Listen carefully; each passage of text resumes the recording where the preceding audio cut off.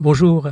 Le 24 juin, l'Église fête la nativité de Saint Jean-Baptiste, le précurseur du Seigneur.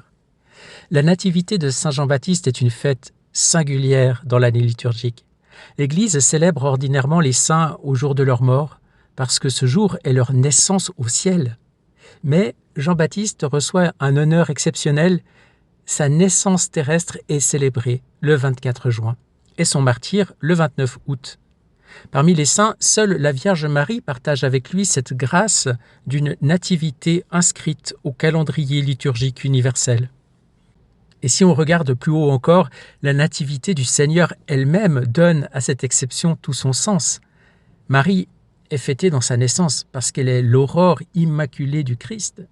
Jean est fêté dans sa naissance parce qu'il est sanctifié dès le sein de sa mère et que toute sa vie, dès le premier instant, est ordonnée à la manifestation du Sauveur. Rien chez Jean ne se comprend isolément de Jésus. Il est le précurseur. Il vient avant, non pour attirer à lui, mais pour préparer la venue d'un autre. Il parle, mais il n'est pas le Verbe. Il éclaire, mais il n'est pas la lumière. Il baptise dans l'eau, mais il annonce celui qui baptisera dans l'Esprit Saint et le feu. Dès sa conception, dès sa naissance, dès son premier tressaillement caché, il est déjà tout tourné vers le Christ. L'Évangile place cette naissance dans le secret d'un vieux couple éprouvé. Zacharie et Élisabeth sont justes devant Dieu, mais leur maison porte depuis longtemps la blessure d'une fécondité impossible. Élisabeth est stérile, et tous deux sont avancés en âge. Dans la Bible, ces situations ne sont jamais seulement des impasses humaines, elles deviennent souvent le lieu où Dieu manifeste sa puissance. Sarah, Rebecca, Anne et maintenant Élisabeth montrent que la promesse divine peut faire jaillir la vie là où tout semblait fermé.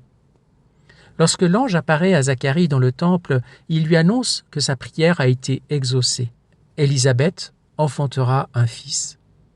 Cet enfant ne devra pas porter le nom de son père, comme l'usage l'aurait voulu. Il s'appellera Jean, c'est-à-dire Dieu fait grâce. Tout est déjà contenu dans ce nom. Avant même que l'enfant parle, son nom proclame que Dieu visite son peuple, que la miséricorde s'approche, que l'histoire sainte entre dans son dernier tournant. Mais Zacharie hésite, il demande un signe. Son cœur, pourtant sacerdotal, chancelle devant l'impossible. Alors, sa parole lui est retirée, le prêtre devient muet. Lui qui offrait l'encens dans le sanctuaire ne peut plus bénir le peuple à haute voix. Dieu le conduit dans une longue pédagogie de silence, jusqu'au jour où sa bouche s'ouvrira de nouveau, non plus pour discuter la promesse, mais pour l'accueillir. Quelques mois plus tard, l'ange Gabriel est envoyé à Nazareth. Devant Marie, il annonce un mystère infiniment plus grand. Le Fils de Dieu va prendre chair en elle. Et pour confirmer sa foi, il lui donne le signe d'Élisabeth. Voici qu'Élisabeth, ta parente, en est à son 6e mois. Ainsi, dès l'Annonciation, Jean est lié à Jésus. La conception prodigieuse du précurseur devient le signe que rien n'est impossible à Dieu. Et c'est pourquoi l'Église célèbre la naissance de Jean exactement 6 mois avant Noël. Le 24 juin répond au 25 décembre, comme l'aurore prophétique répond au lever du soleil. Cette disposition des dates a été aimée des pères de l'Église. Au moment où Jean naît, dans la pleine lumière de l'été, les jours commencent peu à peu à décroître. Au moment où le Christ naît, dans la nuit de l'hiver, la lumière recommence à croître. La création elle-même semble reprendre la parole du précurseur. Lui, il faut qu'il grandisse et moi, que je diminue. Jean paraît au sommet de la lumière visible et puis s'efface. Le Christ, lui, vient dans l'humilité de Bethléem, dans l'obscurité, dans la nuit du monde, et la lumière recommence à monter. Le rythme de l'année devient une parabole liturgique. Jean n'est pas le soleil, mais il annonce le soleil. Il n'est pas le centre, mais il montre le centre. Il reçoit une grande lumière pour apprendre à disparaître devant la lumière véritable. Marie, aussitôt après l'Annonciation, se lève et part en hâte vers la montagne de Judée. Elle porte en elle le Verbe incarné. À vue humaine, elle va aider sa cousine âgée. Dans le secret de Dieu, elle devient la première porteuse du Christ. Les écrits de Luisa Picaretta donnent ici une lumière très belle. Marie ne va pas seulement rendre visite à Élisabeth, elle part avec le désir ardent de porter Jésus, de le donner, de sanctifier les cœurs par sa présence. Elle est déjà mère et sa maternité commence à se répandre. Le Fils de Dieu caché dans son sein agit déjà par elle. Lorsque Marie entre dans la maison de Zacharie et salue Élisabeth, l'enfant tressaillit dans le sein de sa mère. Jean ne voit pas encore, il ne parle pas encore, il n'a pas encore crié dans le désert, il n'a pas encore plongé les foules dans les eaux du Jourdain, mais déjà, il reconnaît son Seigneur. Il prophétise avec son corps d'enfant caché. Il annonce par la joie. Jésus, encore invisible, sanctifie son précurseur. Jean, encore invisible lui aussi, répond par un tressaillement. Toute la mission future du Baptiste est comme contenue dans ce premier mouvement. Reconnaître le Christ, se réjouir de sa présence et le désigner aux autres. La maison de Zacharie devient alors comme le premier sanctuaire de la nouvelle alliance. Jésus est présent dans le sein de Marie. Marie le porte et le donne. Jean l'accueille dans le sein d'Élisabeth. Élisabeth, remplie de l'Esprit Saint, reconnaît la mère de son Seigneur.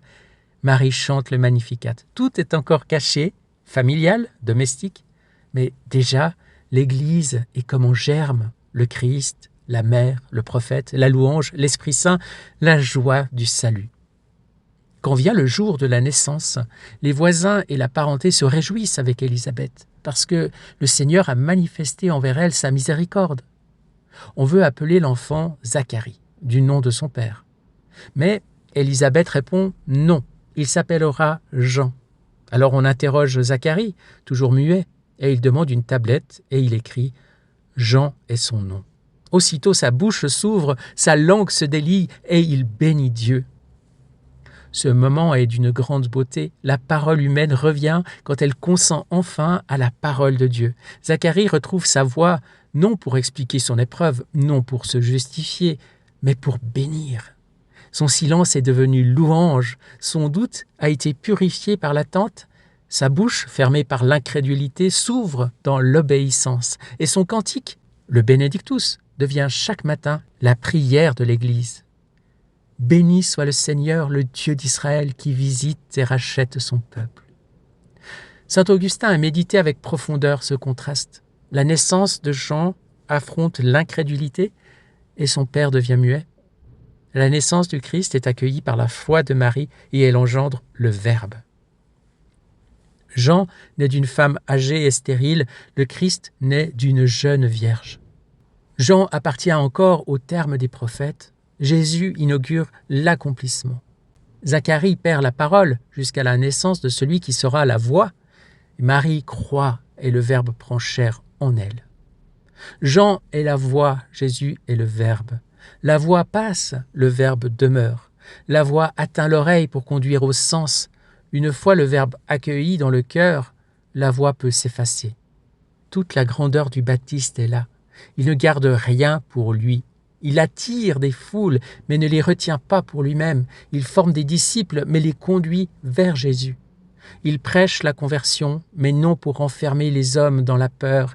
Il les prépare à recevoir l'agneau. Cette grandeur, Jésus lui-même l'a proclamée. « Parmi ceux qui sont nés d'une femme, dit-il, personne ne s'est levé de plus grand que Jean le Baptiste. » Jean est le plus grand parce qu'il se tient au seuil. Les prophètes ont annoncé le Messie de loin, lui le montre présent. Les prophètes ont préparé l'espérance, lui voit l'espérance se lever devant lui. Il ferme l'ancienne alliance et ouvre la nouvelle. Il est le dernier prophète de l'attente et le premier témoin de la présence. Et pourtant Jésus ajoute aussitôt « Le plus petit dans le royaume des cieux est plus grand que lui ». Cette parole ne diminue pas Jean, elle révèle le mystère du royaume. Jean est immense, mais il demeure sur le seuil. Il annonce le Christ avant que la Pâque soit accomplie, avant que le baptême chrétien plonge les croyants dans la mort et la résurrection du Seigneur. avant que l'Esprit Saint soit donné en plénitude à l'Église. Sa grandeur est celle de l'aube, incomparable avant le lever du soleil, mais encore tendue vers un jour plus grand. Plus Jean est grand, plus il s'abaisse. Devant le Christ, il ne revendique rien. Il dit « Je ne suis pas digne de délier la courroie de sa sandale ». Ce geste, déjà très humble, Jean ne s'en juge même pas digne. Lui que Jésus appelle le plus grand se tient devant le Messie comme le plus petit des serviteurs. Il sait que sa mission ne lui appartient pas. Il n'est pas l'époux, il est l'ami de l'époux. Il n'est pas l'agneau, mais il le désigne. Il n'est pas la source de la grâce, il prépare les cœurs à la recevoir. Toute sa mission culmine dans cette parole « Voici l'agneau de Dieu qui enlève le péché du monde ». Jean n'est pas seulement l'homme du désert, de l'ascèse et du jugement. Il est celui qui désigne la miséricorde. Il ne se contente pas de dire aux hommes qu'ils sont pécheurs, mais il leur montre celui qui porte le péché. Il ne s'arrête pas à l'eau du Jourdain, il conduit vers le sang de l'agneau. Il ne fait pas de la conversion une fin en soi, il en fait un chemin vers Jésus. C'est aussi ce qui donne aux feux de la Saint-Jean leur belle signification chrétienne. Depuis des siècles, la veille de sa fête, on allume des feux sur les hauteurs dans les villages, au milieu des communautés. Cette coutume s'enracine dans un temps de l'année marqué par la lumière. Mais l'Église l'a reçue et transfigurée.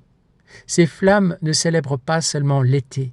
Elles rappellent la joie du précurseur, l'ardeur de sa parole, la lumière qui brûle sans se prendre pour le soleil. Le feu de Jean éclaire la nuit, mais il annonce une autre lumière. Il prépare les regards à reconnaître celui qui dira « Je suis la lumière du monde ». Dans cette perspective, la nativité de Saint Jean-Baptiste est une fête de seuil, de passage et d'effacement. Elle tient ensemble la joie d'une naissance, la gravité d'une vocation, la puissance d'une mission et la beauté d'une humilité parfaite. Jean naît pour annoncer, il baptise pour préparer, il parle pour que le Verbe soit entendu, il attire pour conduire à un autre, il grandit devant les hommes jusqu'au moment où il peut enfin diminuer devant le Christ. Et cette diminution n'est pas une perte, elle est sa joie parfaite.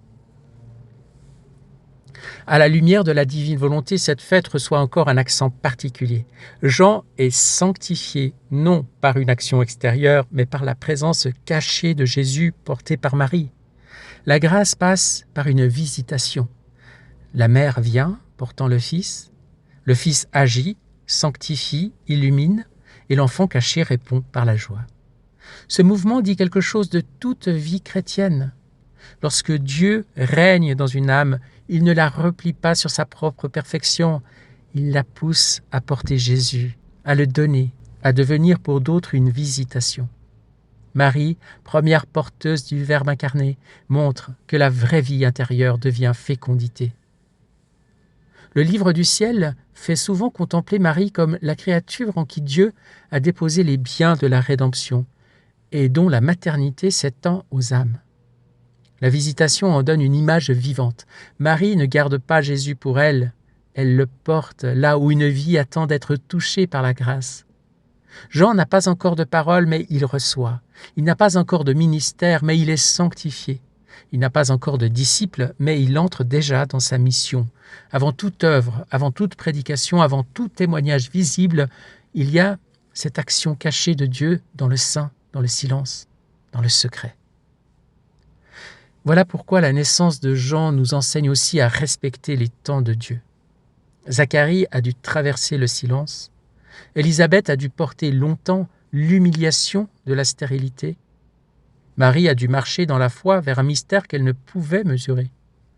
Jean lui-même a grandi au désert avant de paraître devant Israël.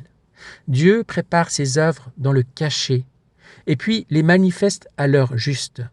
Et quand l'heure vient, ce qui semblait stérile devient fécond, ce qui était muet devient cantique, ce qui était caché devient prophétie. La nativité de Saint Jean-Baptiste nous remet ainsi devant une loi essentielle de la vie spirituelle. Recevoir d'abord et puis annoncer. Être sanctifié et servir. Tressaillir devant le Christ et puis le désigner. Jean ne commence pas par agir, il commence par être visité. Il ne commence pas par parler, il commence par se réjouir. Il ne commence pas par baptiser, il commence par reconnaître dans le secret celui qui vient sauver le monde. Dans une époque qui confond souvent grandeur et visibilité, Jean-Baptiste demeure un maître incomparable. Être grand, ce n'est pas occuper le centre, c'est montrer le Christ.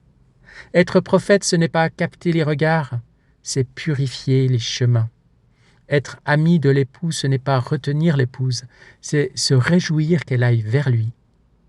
Toute vocation chrétienne trouve ici une règle simple et exigeante. Laisser grandir Jésus, accepter de diminuer, devenir une voix qui passe pour que demeure en tous le Verbe éternel. Et pour nous, cette fête devient une prière, que Marie visite aussi notre âme, qu'elle y porte Jésus, que ce qui est stérile en nous reçoive la grâce, que ce qui est muet s'ouvre à la bénédiction, que ce qui est encore caché apprenne à tressaillir en présence du Seigneur. Alors nous pourrons entrer à notre mesure dans la joie du précurseur. Non pas chercher notre propre lumière, mais annoncer la lumière avec un L majuscule. Non pas nous garder nous-mêmes, mais nous donner. Non pas dire « regardez-moi », mais de toute notre vie montrer Jésus et murmurer avec Jean « Voici l'agneau de Dieu ». Dans la naissance de Saint Jean-Baptiste, tout est déjà orienté vers un autre. Jean tressaille pour Jésus, il grandit pour le désigner, il parle pour conduire au Verbe, il s'efface pour que l'époux soit aimé. Sa mission entière consiste à préparer les cœurs, à ôter les obstacles, à réveiller l'attente, afin que le peuple reconnaisse celui qui vient comme l'agneau de Dieu. Le passage du livre du ciel que nous allons lire maintenant nous fait entrer dans le cœur de cet agneau. Jésus y révèle le martyre intime de son amour, sa souffrance de ne pas être aimé, et cette invention divine par laquelle il prend sur lui les offenses des créatures pour les changer en bienfaits. Après la nativité du précurseur, on peut laisser résonner cette plainte ardente. Jean prépare les âmes à accueillir le Christ. Jésus, lui, cherche des âmes qui le laissent enfin reposer dans l'amour que sa divine volonté veut former en elles. Nous sommes au tome 33 du Livre du Ciel, à la date du 13 octobre 1935. Et Louisa écrit « Je me sentais abandonnée dans les bras de mon doux Jésus qui ressentait le besoin de soulager son ardent amour. » Parler de son amour est un soulagement. Faire comprendre les souffrances que lui causent les obstacles à son amour, c'est pour lui un très grand soulagement. Oh, comme il est douloureux de l'entendre dire d'une voix suppliante et à moitié étouffée « Aimez-moi, aimez-moi, je ne veux rien d'autre que de l'amour. » Mes plus grandes souffrances sont de ne pas être aimé. Je ne suis pas aimé parce que ma volonté n'est pas faite. C'est ma volonté qui est porteuse de mon amour et qui me fait aimer par la créature d'un amour divin. Lorsque je ressens cet amour, je suis libéré de l'intensité de mes flammes et je ressens le doux repos et le soulagement dans mon propre amour que me donne la créature. Je pensais à cela lorsque mon très grand bien Jésus, rendant visite à ma petite âme, s'est fait voir au milieu de ces flammes et m'a dit « Ma fille, si tu savais à quel point mon amour me place dans des situations difficiles. Mon Père céleste était à moi, je l'aimais d'un amour si intense que je me considérais heureux d'offrir ma vie pour que personne ne puisse l'offenser. J'étais un avec lui, je ne pouvais ni ne voulais ne pas l'aimer. Notre vertu divine forme un seul amour, qui est donc inséparable d'avec mon Père céleste. Les créatures sorties de mon humanité étaient à moi, incorporées en moi, et je pouvais dire qu'elles formaient mon humanité elle-même. Comment alors ne pas les aimer? Ce serait comme ne pas aimer sa propre vie. Oh, dans quelles conditions difficiles mon amour me place, mais quels obstacles il fait se lever. Mon plus grand martyre était de voir que ce Père que j'aimais était offensé. J'aimais les créatures, elles étaient déjà miennes. Je les sentais en moi et elles ne m'épargnaient aucune offense, aucune ingratitude. Mon Père céleste voulait avec justice les frapper, les défaire. et je me trouvais entre les deux pour être frappé par celui que j'aimais tant, subissant les souffrances de ces créatures. Si je continuais avec le Père à être offensé, je les aimais aussi à la folie, et j'ai offert ma vie pour sauver chaque créature. Je ne pouvais ni ne voulais me séparer de mon Père céleste, parce qu'il était à moi et je l'aimais. Mais c'était mon devoir, en fils véritable, de lui redonner toute la gloire, l'amour, la satisfaction que toutes les créatures lui devaient. Et bien que frappé par d'indescriptibles souffrances, je le voulais ainsi, parce que je l'aimais et que j'aimais ce peuple pour qui j'étais frappé. Ah, mon amour seul, parce qu'il est divin, sait comment former de telles inventions d'amour, des obstacles tels qu'ils tiennent de l'incroyable. Il forme l'héroïsme de l'amour véritable, où l'on finit par être consumé par le feu de l'amour pour ceux que l'on aime, par les incorporer à soi pour former une seule et même vie. Ah, dans quelle situation me place mon amour? Je suis tellement rempli d'amour que je ressens le besoin de l'exprimer par des œuvres, des souffrances, la lumière, des grâces surprenantes. Et il est si grand que je suis toujours à l'intérieur et à l'extérieur de la créature pour la servir. Je la sers avec la lumière dans le soleil pour continuer à répandre cet amour. Je la sers avec l'air pour qu'elle respire. Je la sers avec l'eau pour étancher sa soif. Je la sers avec les plantes pour la nourrir. Je la sers avec le vent pour la caresser. Je la sers avec le feu pour la réchauffer. Il n'y a rien dans la création ou dans la rédemption qui n'ait été fait par un amour incapable de se contenir et qui est sorti de moi pour se manifester aux créatures. Qui pourra te dire combien je souffre de ne pas être aimé, combien mon amour est torturé par l'ingratitude humaine. J'en arrive à prendre leurs fautes sur moi pour en souffrir comme si elles étaient miennes, à faire la pénitence qu'elles demandent, à prendre sur mes épaules tous leurs maux pour les changer en bienfaits. Je prends tout sur moi jusqu'à leur donner dans mon humanité le poste de membre très cher. Je trouve de nouvelles inventions d'amour pour leur faire sentir combien je les aime. Quelle douleur et quelle tristesse de voir que je ne suis pas aimé. Aussi, ma fille, aime-moi, aime-moi. C'est lorsque je suis aimé que mon amour trouve son repos et que ses tortures se changent en doux délassement. Gloire à toi, Seigneur, béni sois-tu pour ces déclarations enflammées. Qu'il est bon de lire ce passage au mois de juin, mois consacré au Sacré-Cœur de Jésus, car n'est-ce pas simplement une redite en profondeur et avec une ampleur inouïe de ce que le Seigneur nous a appris par Sainte Marguerite Marie Alacoque. Voici ce cœur qui a tant aimé les hommes et qui reçoit en retour qu'indifférence, mépris. Oui, le Seigneur nous manifeste son amour enflammé et torturé parce qu'il n'est pas reçu, parce qu'il n'est pas reconnu. Et le Seigneur nous montre dans quel étau il se trouve, pris entre l'amour des créatures et l'amour de son Père. Alors tout est une question d'amour, comme nous le disons souvent. Mais pas n'importe quel amour. Ce n'est pas un amour émotionnel. Ce n'est pas un amour sentimental. C'est très bien si on a des sentiments pour Jésus, pour le Seigneur, c'est très bien. Mais ce n'est pas ceci qui compte. Comment le Seigneur nous montre son amour? Par l'acceptation de la souffrance. Il dit « Si je continue avec le Père à être offensé, je les aimais aussi à la folie. Et j'ai offert ma vie pour sauver chaque créature. » Aimer par-delà tout ce que coûte cet amour. Comme il le dit dans l'Évangile, il n'y a pas de plus grand amour que de donner sa vie pour ceux qu'on aime. Un amour qui n'est même pas reconnu, un amour qui est bafoué, offensé. Mais le Seigneur va jusqu'au bout. Il rend au Père ce qui lui est dû au nom de toutes les créatures. Et il paye le prix du salut de chaque âme. Et malgré cela, des âmes peuvent se perdre. C'est incroyable. Le Seigneur dit aussi à Louisa, « C'est ma volonté qui est porteuse de mon amour et qui me fait aimer par la créature d'un amour divin. » Tout est dans la volonté du Seigneur et c'est ce que nous souhaitons, c'est l'accueillir, la laisser être le principe même de notre vie. Oui Seigneur, en ce jour, nous voulons vraiment accueillir cette divine volonté, la laisser régner en nous. Nous voulons être pour toi un petit ciel, un repos pour ton amour, afin que tu puisses te soulager en nous.